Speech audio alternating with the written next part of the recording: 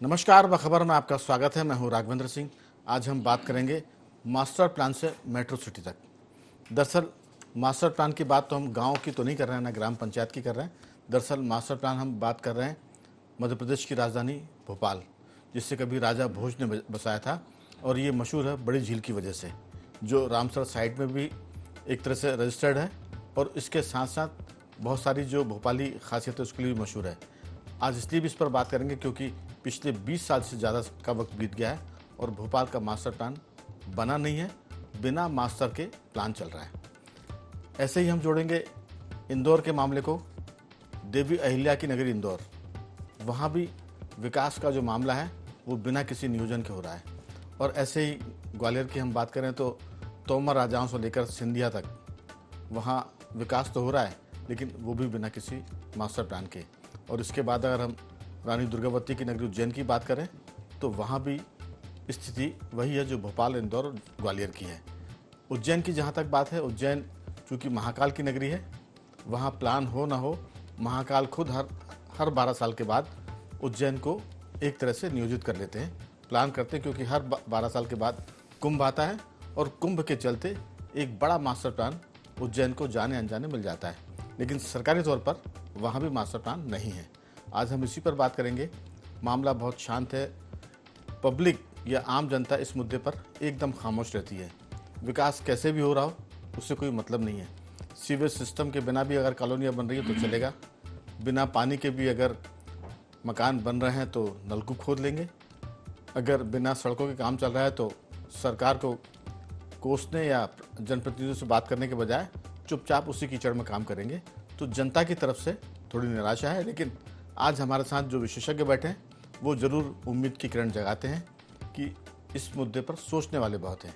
और एक और अंतिम बात ये कि मध्य प्रदेश के जो नए मुख्य सचिव आए हैं अनुराग जैन, उनसे भी ऐसी उम्मीद है कि वो कुछ कठिन मामलों को सरल बनाएंगे। और इस समय विकास की दृष्टि से सबसे कठिन मामला है मास्टर प्लान का। और इसी पर विस्तार से बात करेंगे। हमारे साथ मौजूद है स्टूडियो में हमारे 3 विशेष मेहमान। मध्य प्रदेश के ऐसे शख्स जिसे हम सामाजिक कार्यकर्ता कहते हैं, कमल राठी जी, जो जनता से जुड़े मुद्दों को उठाते हैं। वॉइस ऑफ भोपाल के टेक्नोक्रेट विकास बोंद्रिया जी हमारे साथ हैं। विकास जी, बहुत बहुत आपका स्वागत है। और सौरभ जी हमारे साथ हैं, जो स्कूल ऑफ प्लानिंग के एसोसिएट प्रोफेसर हैं। सौरभ जी, आपका बहुत बहुत स्वागत है। और दिल्ली से हमारे साथ टेलीफोन लाइन पर जुड़ेंगे इंटरनेशनल आर्किटेक्ट स्नेहांशु मुखर्जी साहब। अमेरिका से उन्होंने पढ़ाई की है, दिल्ली में उन्होंने अपनी पूरी सर्विस की है, सेवाएं दी है। ये तो मैं नहीं कहता कि लुटियन की तरह उन्होंने दिल्ली को बसाया है, लेकिन दिल्ली को विकसित करने में और वेल प्लान करने में उनकी बड़ी भूमिका है। जैसे वो जुड़ेंगे हम उनसे बात कराएंगे। स्नेहांशु मुखर्जी जी, चर्चा की शुरुआत सौरभ जी आपके साथ करना चाहेंगे कि ये जो सारा मामला है ये तकनीकी बहुत है। आम आदमी या मीडिया के लोग इस पूरे शांत पानी में चर्चा करके एक पत्थर उछाल सकते हैं, थोड़ी सी हलचल पैदा कर सकते हैं, लेकिन जहाँ तक तकनीक की बात है, भविष्य की बात है, हम जानना चाहेंगे कि किस तरह की प्लानिंग भोपाल के साथ होनी चाहिए थी। अलग बात है कि नहीं हुई, लेकिन मैं बार बार उल्लेख करता हूँ, जब से अनुराग जैन चीफ सेक्रेटरी बने हैं भोपाल के, उनका उल्लेख इसलिए भी हम बार बार करते हैं कि उन्होंने कहा है कि रिटायरमेंट के बाद वो भोपाल में रहेंगे। इसलिए हम इसका भी उल्लेख करते हैं कि रिटायरमेंट के बाद वो कैसा भोपाल चाहते हैं। आपकी राय, अच्छा भोपाल, आदर्श भोपाल या आदर्श मध्य प्रदेश अगर बनाना है तो उसके लिए अर्बन एरियाज़ की प्लानिंग किस तरह से करनी होगी, आपकी राय? जी, बहुत बहुत धन्यवाद राघवेंद्र जी।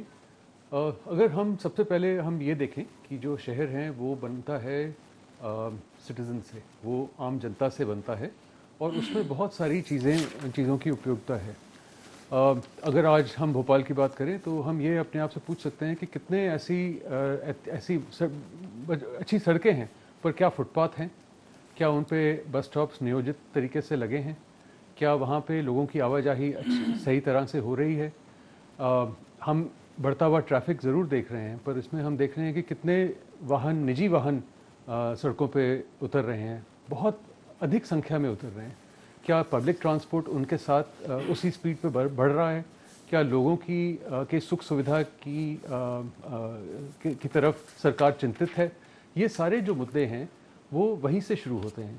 गांधी जी ने हमें एक बहुत अच्छा एक मंत्र दिया था अंत्योदय का, जी। उन्होंने हमें ये सिखाया था कि अगर हमें समाज की प्रगति के बारे में सोचना है या उसका मानक निकालना है या उसका मापदंड करना है, तो सबसे पहले हम वो गरीब आदमी जो अपना व्यवसाय चलाता है, जिसकी रोज़मर्रा की ज़िंदगी बहुत कठिन है, तो क्या हम ऐसा शहर बना रहे हैं जिसमें छांवदार पेड़ हैं, या हम 5 लाख पेड़ काट कर एक बेहतर शहर बनाने की योजना बना रहे हैं? ये तो हुआ पर्यावरण की दृष्टि से, लेकिन शहर के एक शहर बनाने में, नगर को एक नगर बनाने में बहुत सारी बातें होती, जिसमें हमने चर्चा में कहा था कि सड़कें, बिजली, पानी और सबसे ज़्यादा ज़रूरी सीवेज सिस्टम। अगर सीवेज सिस्टम किसी भी क्षेत्र का, किसी मोहल्ले का, किसी कॉलोनी का, किसी टाउनशिप का अगर नहीं होगा, तो फिर वहाँ बहुत सारी दिक्कतें होती हैं। गंदगी होगी, रहने वालों को दिक्कत जाएगी, और उसके साथ साथ ये भी होगा कि भविष्य में जो उसका सदुपयोग कर सकते थे, सीवेज के जरिए आप बहुत सारी चीज़ों को खाद में तब्दील कर सकते थे, वो नहीं हो पाती है। अगले दौर की बातचीत में आपसे जानना चाहेंगे कि बिजली, पानी, सड़क के अलावा जो सीवेज सिस्टम है, इस ज़माने में वो नई समस्या है। क्योंकि पहले तो लोग खुले में शौच करते थे, लेकिन अब सरकार ने सबके यहाँ शौचालय बना दिए हैं। अगर शौचालय की व्यवस्था बिना सीवेज के होगी, तो वो अपने आप में फिर एक नई समस्या बनेगी। मैं आपकी राय जानूंगा। विकास जी, आप टेक्नोक्रेट हैं, MNIT उस पुराने ज़माने के MSCT कॉलेज से आपने एमटेक किया हुआ है। सिविल की बात हम कर रहे हैं, सिविल में भी आपकी मास्टरी है। तो कैसा सपनों का शहर आप चाहते हैं, और अभी तक जो हुआ है उसको हम भूलना चाहते हैं, लेकिन आगे क्या बेहतर हो सकता है, उस पर आपकी राय? नहीं, भोपाल तो अच्छी जगह है ही, इंदौर भी अच्छी जगह है। मध्य प्रदेश का हर शहर, जैसे आपने कहा ना, ग्वालियर, जबलपुर अपनी खासियत लिए है और लगातार लोगों को आकर्षित कर रहा है। हमें इस आकर्षण को बरकरार रखना है, और लोग जो आकर्षित होके यहाँ आ रहे हैं, बस रहे हैं, उन्हें एक सुविधामय जीवन मिल सके, यही मास्टर प्लान का उद्देश्य होता है। देखिए, बहुत बड़े फलसफे की बात नहीं है। एक सुविधामय शहर मिल जाए, वो आने वाले 20-25 साल और उत्कृष्ट होता जाए, यही मास्टर प्लान की बेसिक उपलब्धता हो सकती है, यही उसकी परिभाषा भी हो सकती है। आपने बड़ी अच्छी बात कही कि सामान्य जन या मीडिया कर्मी एक केवल पत्थर उछाल सकते हैं, बाकी काम किसे करना है। लेकिन राघवन भाई, ये बहुत सही है। किसी को समग्र रूप से नियोजित विकास के लिए कोई प्लान तैयार करना जो 20-25 साल के लिए हो, ये आम व्यक्ति के सोच का माध्य के भी बाहर है, और सोच में होना भी नहीं चाहिए। उसको तो चाहिए अपनी माइक्रो प्लानिंग, अपने इर्द गिर्द का विषय उसके लिए हमेशा उसके मस्तिष्क में केंद्रीकृत होता है। लेकिन ये सरकारों की जवाबदारी है, ये उस क्षेत्र में काम करने वाले विषय विशेषज्ञों की जिम्मेदारी है कि वो उस शहर के लिए 20-25-50 साल का सोच बनाएं और उस हिसाब से नियोजित हो। आप सीवर लाइन की बात करते हैं, बहुत अच्छी बात है। यकीनन अगर शहर का टेरेन ऐसा ढाल ऐसा नहीं होगा जो अच्छा सीवर नेटवर्क संभव बनाएगा, तो बहुत बड़ी दिक्कत होगी। और मैं तो केवल सीवर लाइन तो एक छोटी चीज है, उससे भी ज्यादा देखिए, आप कोई राजनीतिक व्यक्ति है, कोई प्रशासनिक व्यक्ति है, वो एक इंडस्ट्रियल टाउनशिप के लिए सोच तो सकता है, उसको बना भी सकता है। लेकिन अब आप देखिए, यूनियन कार्बाइड जब बनती है तो उसके आसपास का इलाका कैसा नियोजित हो, न केवल वर्तमान में बल्कि अगले 25-50 साल के लिए भी किस तरह नियोजित हो कि कोई दुर्घटना ना हो, लोगों को अच्छा पर्यावरण मिल सके। इस सबको एक साथ मर्ज करना, यही मास्टर प्लान का विषय है। इसलिए हर पहलू हम इंडस्ट्री लगाने जाएंगे, हम पर्यावरण का संरक्षण करने जाएंगे, उसमें विशेषज्ञों की जरूरत है। अब लेकिन दिक्कत यही है कि हमारे पास में जो मास्टर प्लान का सिस्टम है और जो उसको हरी झंडी दिखाने वाली जो टीम है, उसमें टेक्नोक्रेटों की संख्या 2-4 होती है, बाकी सब हम राजनीतिक व्यक्ति पाते हैं, प्रशासनिक व्यक्ति पाते हैं।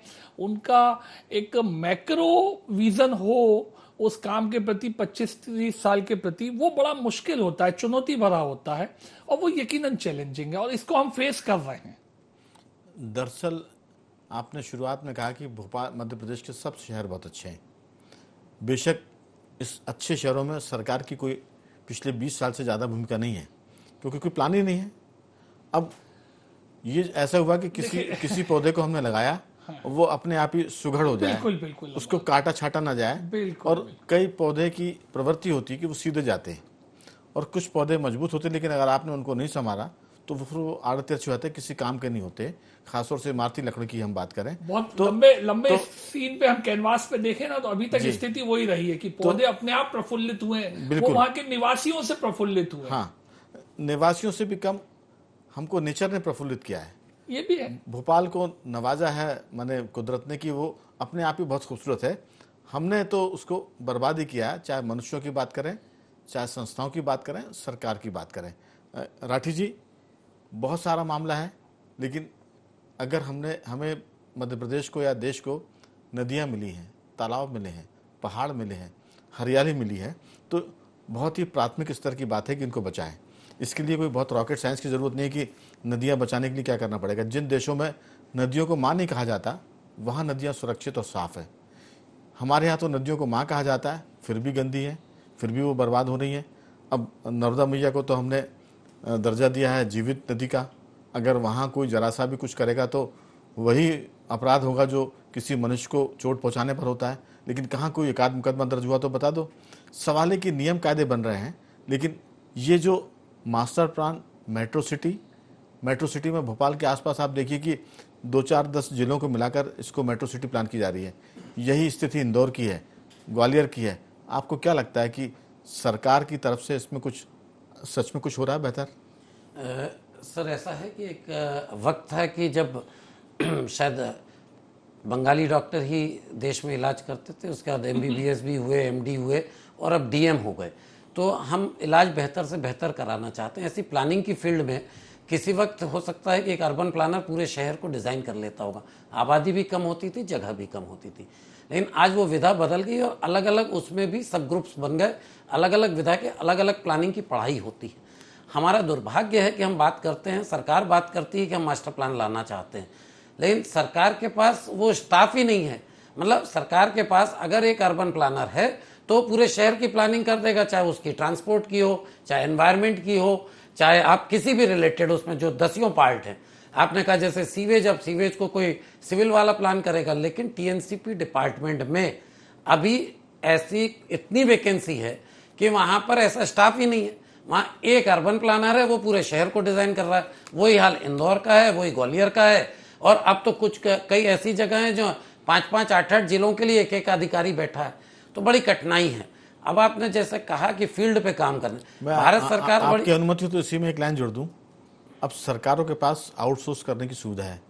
वो उनके पास अगर बहुत विशेषज्ञ ना हो तो कोई दिक्कत नहीं है, वो एजेंसियों को हायर कर सकते हैं और काम चला सकते हैं। जो स्थिति अभी एक डर की है ना कि कोई एक्सपर्ट ही नहीं है, तो सरकारें एक्सपर्ट ढूंढ सकती है, संस्थाओं को जिम्मेदारी दे सकती है और उनको अकाउंटेबल बना सकती है, प्लानिंग के लिए भी और उसको एग्जीक्यूट करने के लिए भी। नहीं, मध्य प्रदेश का तो बड़ा अच्छा भाग्य है कि भोपाल में, हिंदुस्तान में 3 जगह, उसमें से एक जगह school of planning architecture Bhopal को मिला हुआ है, जहाँ सब विधा के प्रोफेसर वहाँ पर हैं, स्टूडेंट्स वहाँ पर हैं। सरकार को तो बहुत कुछ करना ही नहीं है। और अभी मैंने भारत सरकार का एक पत्र भी जारी हुआ है कि उनने 5 कॉलेजों की सूची दी है कि आपको जहाँ अर्बन प्लानिंग में दिक्कत आ रही है, आप इन 5 कॉलेजों से संपर्क करें। हमने टाई अप किया, आपको कम से कम चार्जेस में वो काम करके देंगे। हाल ही में 15 दिन पहले चिट्ठी जारी हुई। यही सब देखते हुए उन्होंने चिट्ठी जारी करी।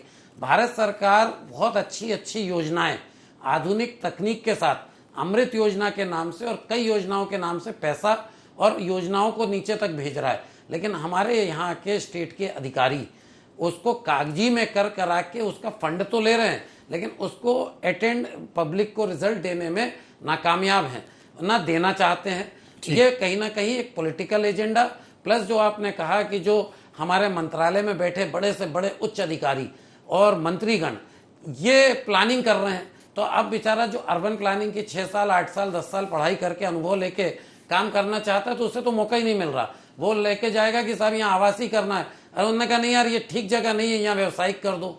साहब ये तालाब संरक्षित करना है, तालाब की क्या आवश्यकता है, उसे बंद कर दो, बाद में समझेंगे। कमल जी, असल में क्या था, पहले के पॉलिटिशियन या और पीछे जाएं तो जो राजे महाराजे नवाब होते थे वो भी टेक्निकली बहुत कोई सिद्धस्त नहीं होते थे, लेकिन उनकी मंशा होती थी कि हम अपनी प्रजा को ठीक रखें, उनको सुविधाएं दें। तो ये जो पॉलिटिशियन की हम बात कर रहे हैं, किसी भी पार्टी के हो, वो अपने 5 साल के लिए हित देखते हैं, शहर का हित कम देखते हैं। ऐसे भाग्य से मिलते हैं जो शहर का हित भी देखें और अपनी पार्टी और सरकार का हित भी देखें। तो ऐसा नहीं है कि जो जानकार नहीं है और वो प्लान नहीं कर पाते। अब पिछली बार जब हमने चर्चा की थी तो हमारे साथ जो जुड़े थे प्रोफेसर स्नेहांशु मुखर्जी साहब, उन्होंने कहा था कि इंदौर एक ऐसा शहर है जिसको प्लान करने के लिए इंदौर के महाराजा ने विदेशों से एक्सपर्ट बुलाए थे और उन्होंने उसको फिर रचना की थी उस इंदौर शहर की कि ये कैसा बने। हम जयपुर की बात करते हैं, जयपुर के जो महाराणा थे, राणा थे, उन्होंने भी जयपुर को बसाने के वहाँ का जो सिस्टम था, सीवेज सिस्टम या पानी का, उसके लिए भी विदेशों से लोग बुलाए थे। तो एक्सपर्ट ना हो लेकिन हम एक्सपर्ट खोज तो सकते हैं। एक सौरभ जी, दरअसल पुराने ज़माने में व्यापार सेठ जी लोग किया करते थे। वो भले ही 5वीं 8वीं पास होते थे, लेकिन अब उन जैसे सेठों के यहाँ IIT पास आउट नौकरी करते हैं क्योंकि उनको अपना कारोबार बढ़ाना है। तो सरकार के बैठे लोग भले ही एक्सपर्ट ना हो लेकिन वो ऐसे लोगों को हायर तो कर सकते हैं जो विशेषज्ञ हैं और काम के प्रति जिनकी जिस विशेषज्ञता सबको पता है। आपकी राय खासतौर से सीवेज के मामले में और इस मसले पे कि आगे आप कैसा देखते हैं फ्यूचर? मैं खास 2 मुद्दे उठाना चाहता हूँ आप जी। सबके सामने। सबसे पहले तो सीवेज का आपने बात की सीवेज की। देखिए, जो सीवेज जो बह रहा है, हमने उसको पाइप के ज़रिए एक नदी नाले में डाल दिया। आज की स्थिति ये है कि बीएमसी के पास जो तैयार हुए सीवेज ट्रीटमेंट प्लांट हैं वो ठीक से ऑपरेट नहीं कर पा रही। उनके लाइसेंस एक्सपायर हो चुके हैं या वो टेक ओवर करने में हिचकिचाते हैं, बन चुके हैं पर टेक ओवर करने में हिचकिचाते हैं। टोटल उसकी इंस्टॉल कैपेसिटी लगभग 40% है, जबकि ये स्टेट कैपिटल है, ये सबसे बेहतरीन है।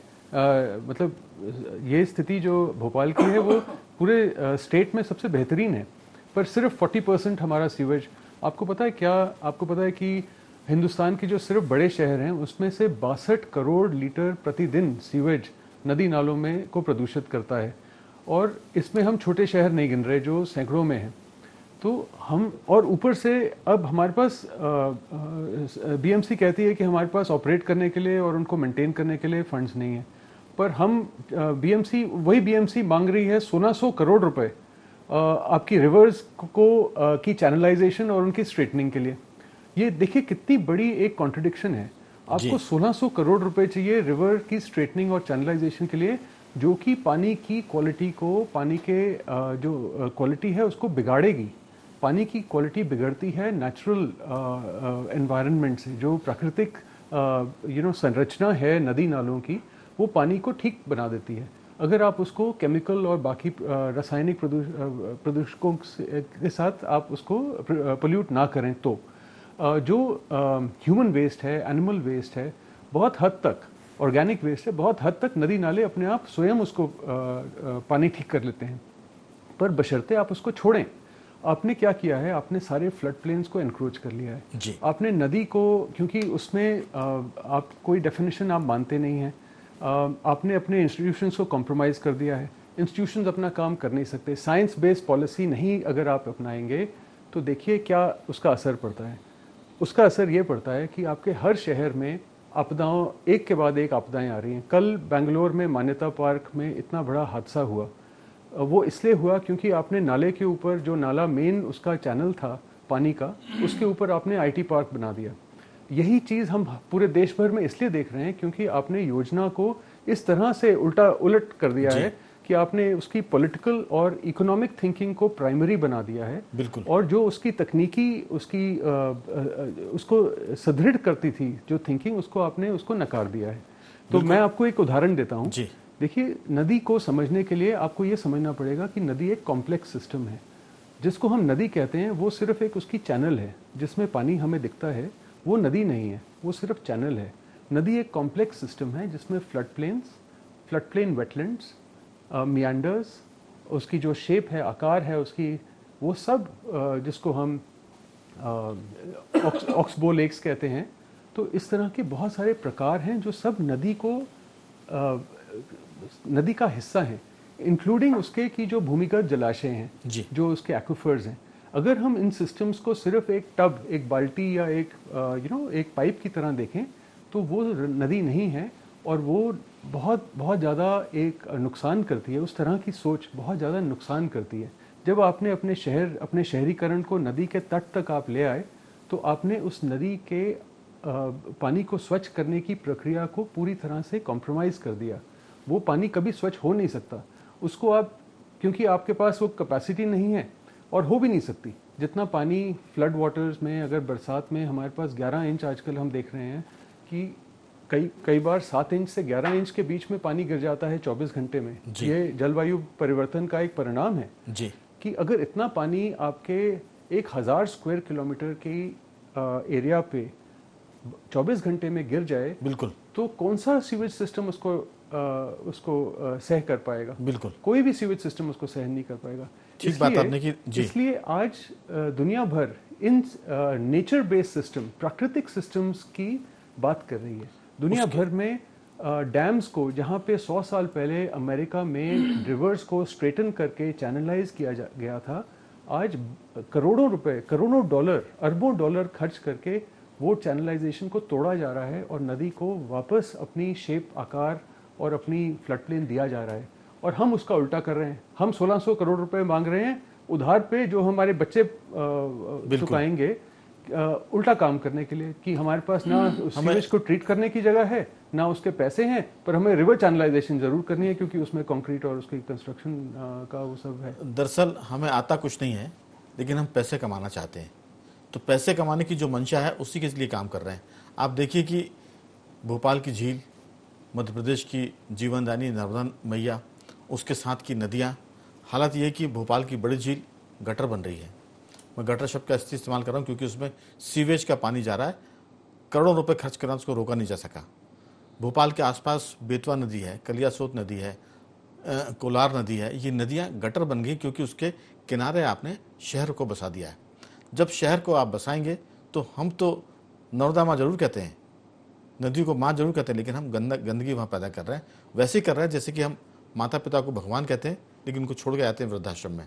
तो ये जो हमारी मंशा है, जो हमारी स्थिति, ये हमको और हमारे शहरों को बर्बाद कर रही है। दरअसल सीवेज सिस्टम की बात हम इसलिए फोकस कर रहे हैं, सड़क की बात इसलिए कर रहे हैं क्योंकि अगर पानी ठीक से नहीं मिला, वाटर लेवल को हमने नीचे जाने से नहीं रोका, तो फिर इस बात की आशंका कई सालों से जताई जा रही है कि तीसरा युद्ध पानी पर होगा। विकास जी, ये जो शहरों को बढ़ाने के मामले में तालाबों को, नदियों को जो बर्बाद किया जा रहा है, ये भी मास्टर प्लान का एक हिस्सा था। अगर ये मास्टर प्लान बन जाता तो ये शहर के चीज़ों को बच जाता।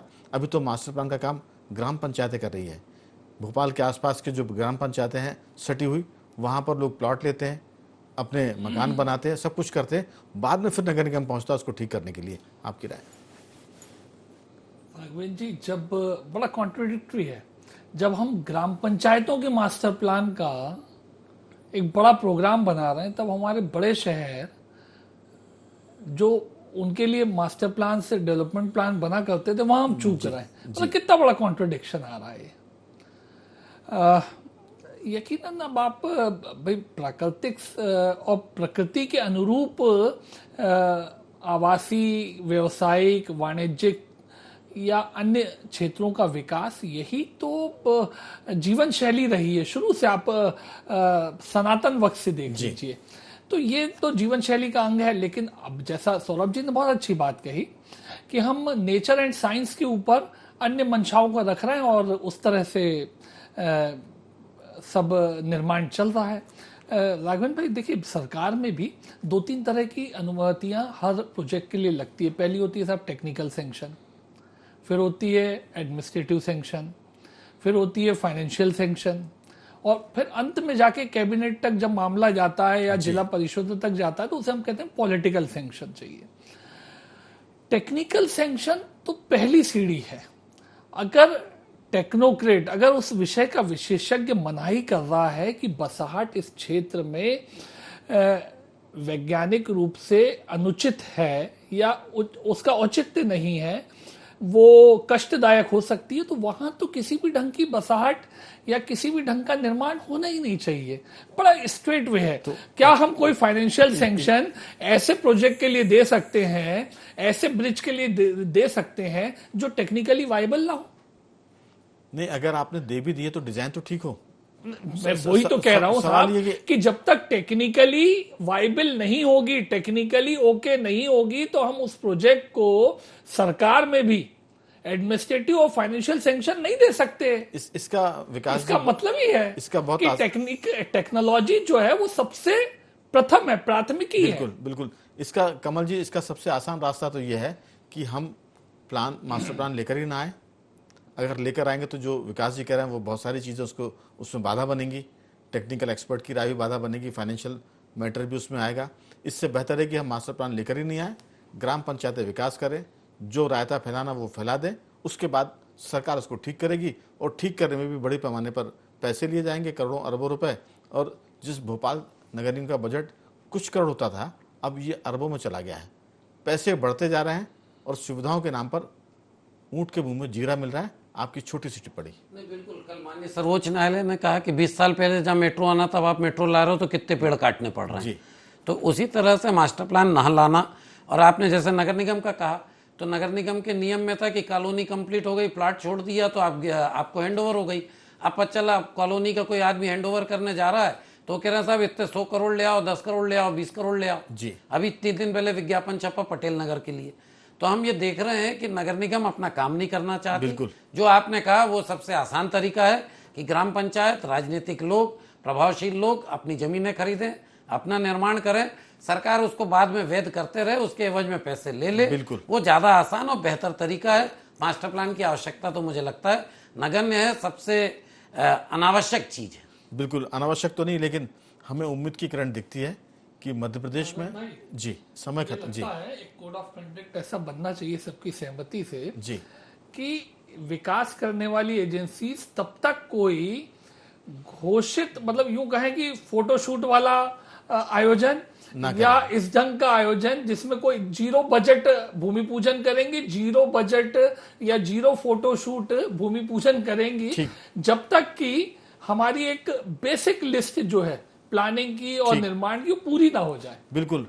बातें बहुत सारी है, बार बार इस विषय पर बात करने की वजह यह है कि डॉक्टर मोहन यादव मध्य प्रदेश के मुख्यमंत्री और अनुराग जैन जो दिल्ली से मध्य प्रदेश में आकर चीफ सेक्रेटरी बने, अभी तक दिल्ली सरकार में प्रतिनियुक्ति पर थे, उन्होंने जो कुछ कहा सीएस बनने के पहले और उसके बाद उनका जो एक्ट है वो जरूर उम्मीद जताता है कि कुछ शहरों का भला होगा और गांव तक उनके सुधार की स्थिति जाएगी, मास्टर प्लान बनेगा। ये उम्मीद भी अनुराग जैन की बातचीत से लगती है। एक बात और अंतिम बात यह कि हम सब कुछ करना चाहते हैं, हमको सब आता है, हम आसमान में भी उड़ना चाहते हैं, सैटेलाइट भी हम रोज लॉन्च करना चाहते हैं, फाइटर प्लेन बनाना चाहते हैं, चंद्रमा पर जाना चाहते हैं, लेकिन धरती पे कैसे रहना चाहते हैं ये हमको नहीं आ पा रहा है। धरती में नदियाँ खराब कर रहे हैं, पहाड़ों को बर्बाद कर रहे हैं, पेड़ पौधे काट रहे हैं, सड़कें हम बनाने देना चाहते, घटिया सड़क बनाते हैं, पानी का सिस्टम खराब कर रहे हैं, सीवेज को बर्बाद कर रहे हैं, ये हमको नहीं आ पा रहा है। इसको सीखने के लिए पता नहीं कहाँ पढ़ने जाना पड़ेगा। इससे तो बेहतर पुराने लोग थे जो ये सब चीज़ें जानते थे। वो कहते थे गंगा माँ है, नर्मदा जी माँ है, इसको बचा के चलें, पहाड़ों की पूजा करते थे। वो लिखे पढ़े कम थे लेकिन हमसे समझदार थे, ऐसा लगता है। तो बाखबर में तीनों मेहमानों का मैं धन्यवाद करूंगा।